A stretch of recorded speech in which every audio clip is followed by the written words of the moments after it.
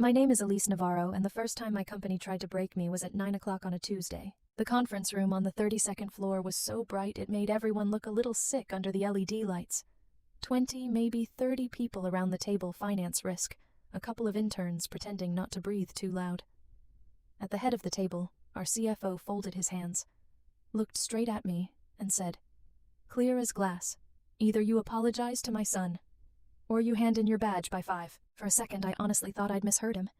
The hum of the vents, the buzz of someone's phone, the faint rattle of a coffee cup. All of it went sharp and slow at the same time. His son Tyler sat to his right, leaning back like this was a show he'd already seen. Perfect tie, perfect hair, that little half-smile people get when they've never actually had to fix their own mistakes. I didn't say anything, not yet. 12 years of swallowing comments in rooms just like this had taught me that silence can be louder than any argument. Martin Caldwell didn't like silence. His jaw twitched. "Elise," he said, voice tightening. "I won't repeat myself." Every eye slid toward me. No one looked directly. They stared at their laptops, the wall, the floor, anywhere but at the woman who'd embarrassed the golden boy yesterday by pointing out that his streamlined model forgot several $1 million in mandatory liabilities. Under the table, my fingers curled around the edge of my chair until my knuckles burned. The familiar shake rose in my chest, that old instinct to apologize first and defend myself later. Then I saw Tyler's smug little smirk, like he was already picturing my empty office. That was the moment I stopped feeling scared and started feeling something else, interested. When Martin dismissed the room chairs, scraped back in a nervous shuffle. People avoided my eyes the way New Yorkers dodge subway preachers, careful, tense, guilty. I stayed seated. Moving too fast would have felt like giving them the ending they wanted. Tyler lingered by the door, pretending to scroll on his tablet. His reflection showed the same arrogance he'd worn yesterday during his innovation dashboard pitch. I could still hear the way he said outdated, letting it hang just long enough for everyone to know he meant me.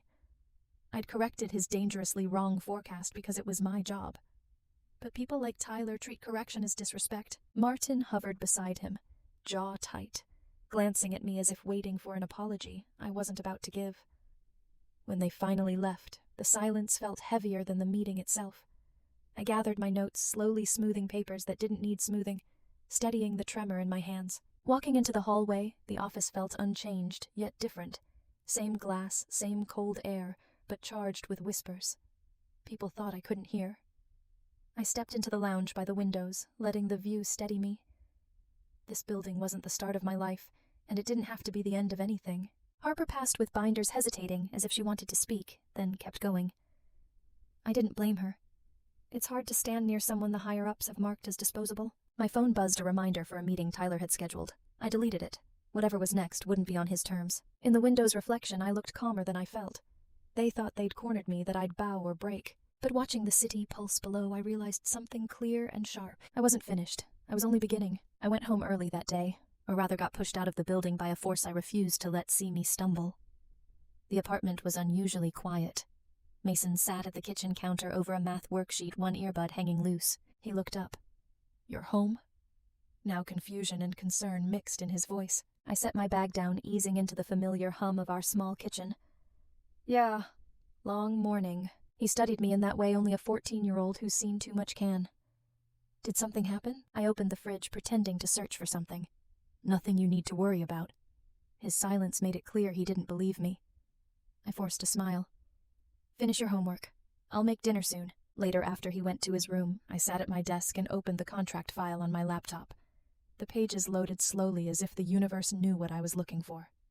I skimmed past the usual clauses until I reached the one that had been on my mind since the train ride home, a clause left over from before Atlas Ridge absorbed Northline Analytics. I remembered those years living out of hotels, building AegisNet line by line between client meetings.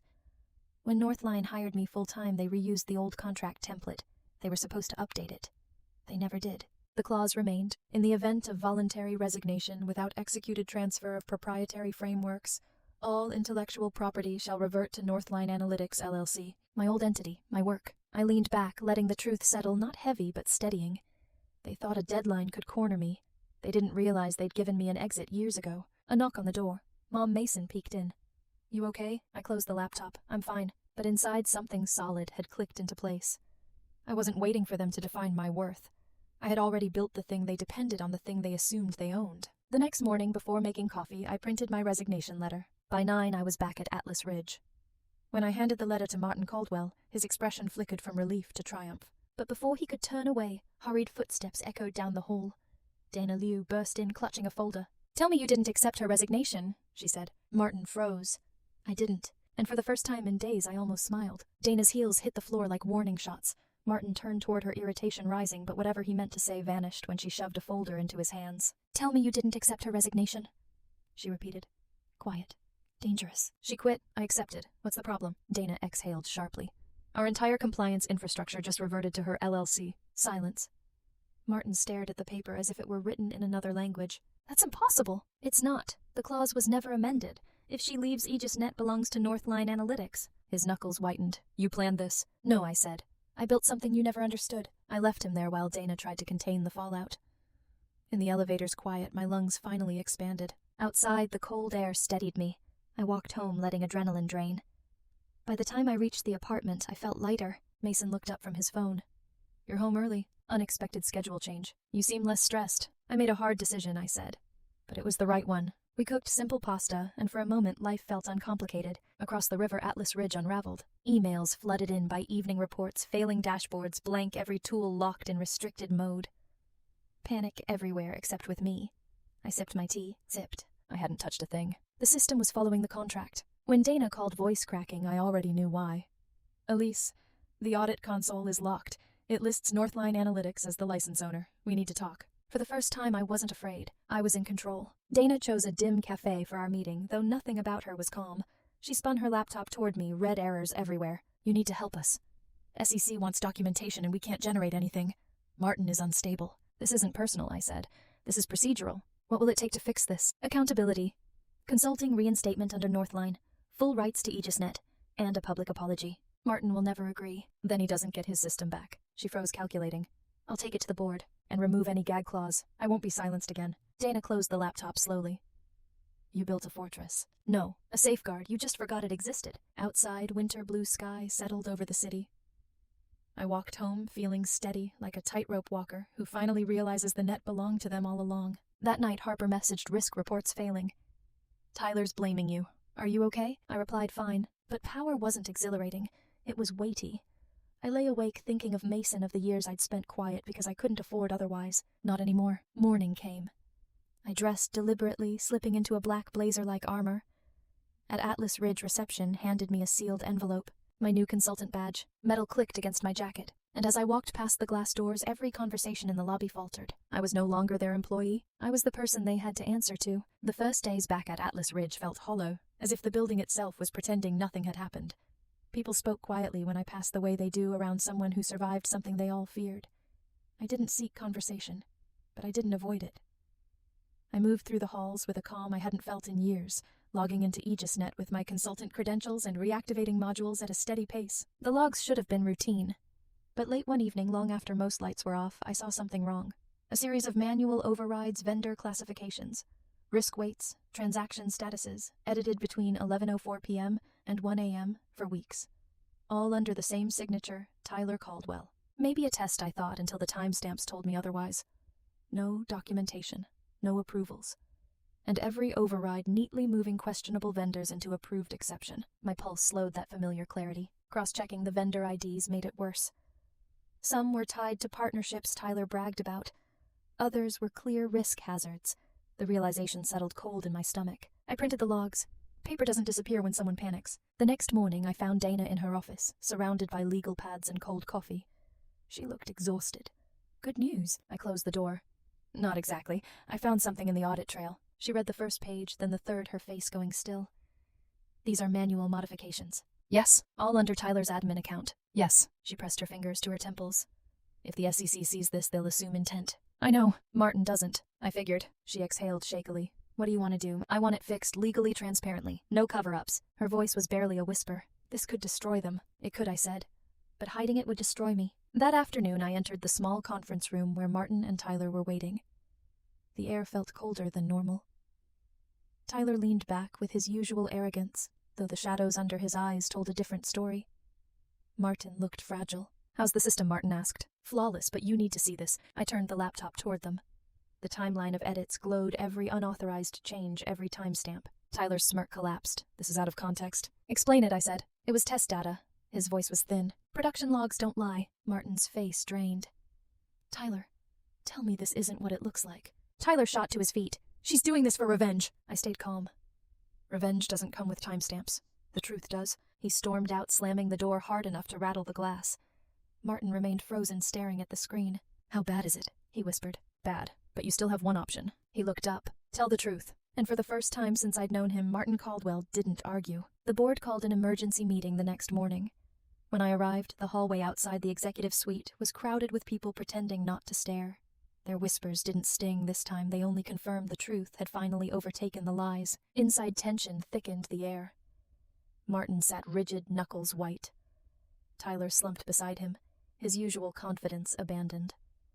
At the far end, Chairwoman Eleanor Briggs watched the room like a judge. She gestured to an empty seat.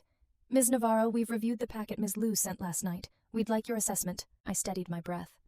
Every modification occurred in production. Each shows Mr. Caldwell's credentials reclassifying regulated vendor activity without oversight. Tyler lurched forward. It wasn't malicious, just streamlining. Eleanor silenced him with a hand. I continued. No automated processes, no errors, all manual entries over several weeks. A murmur swept the board. Martin stared at the table as if searching for escape. The external auditor leaned in. Would the SEC view these as intentional misrepresentation? Yes, I said. The pattern suggests deliberate alteration. Silence followed, heavy enough to shift careers. Thank you, Eleanor said. That's all we needed. What came next was a slow dissection, failed controls, unauthorized access, Martin's lack of oversight. By the time the board dismissed them, Tyler looked waxy, and Martin seemed years older. Outside, Dana exhaled. They'll suspend Tyler. Maybe worse. I know. And Martin, he may have to resign. I didn't respond. None of this was mine to decide. For the next 2 weeks, I focused on the work I could control, restoring AegisNet module by module, documenting every correction. The team's tone shifted. Emails turned careful, respectful. They finally understood I wasn't just a cog. I'd built the system they depended on. When everything was complete, I submitted the remediation report, the SEC package, and Northline's final invoice. One afternoon, as I packed my things, a knock sounded. Martin entered, shoulders low. Elise, thank you. You saved the company. I corrected it, I said. Tyler resigned this morning. The board is offering you the Chief Compliance Officer role, full authority, anything you need. Once that offer would have been everything. Now it felt like a return to a cage I'd finally left. I appreciate it, I said. But I didn't fight this hard to rebuild something for people who never valued it. He nodded, defeated. When he left, the office felt peaceful in a way it never had before. I picked up my bag and walked out. The sky was a warm gold that would fade within minutes. As I headed to the elevator, my phone buzzed a message from Dana. You did the right thing. Proud of you. I pocketed the phone. This wasn't about pride. It was about choosing myself after years of survival. Outside, the city lights flickered on one by one. A constellation I'd walked under for years without looking. This time I lifted my eyes, and for the first time in a long while, the world didn't feel like it was closing in. It felt like it was opening. Forward. The night I walked away from Atlas Ridge for the second and final time, the air felt different. Not lighter, not warmer, just honest. The kind of honesty that comes when you stop pretending to belong somewhere that's been shrinking around you for years. I took the long way home, letting the city's noise wrap around me. Cars hissing through puddles, loud laughter outside a bar, a bus rumbling past ordinary sounds, and for once none of it felt like a crisis waiting behind the corner. It was simply life moving without needing anything from me. People imagine revenge as something loud, shouting, slamming doors. But mine was never spectacle. It was recalibration. A quiet shift in gravity, placing everyone where they should have been all along. Martin faced truth. Tyler faced consequences. The board faced their negligence. And I finally faced myself. At my building's entrance, I caught my reflection in the glass. Not triumphant, not victorious, just steady, present. A different kind of power, one I hadn't recognized until everything around me threatened to crack. Upstairs, Mason sat on the couch with a blanket and suspiciously timed popcorn. He looked up, searching my face the way kids study the adults they depend on. I smiled, soft, simple enough. I'm home, I said. Not from a job, not from a battlefield, from a place I'd outgrown. When he scooted over to make space for me, it struck with quiet clarity. Walking away wasn't an ending. It was the first real beginning I'd had in years.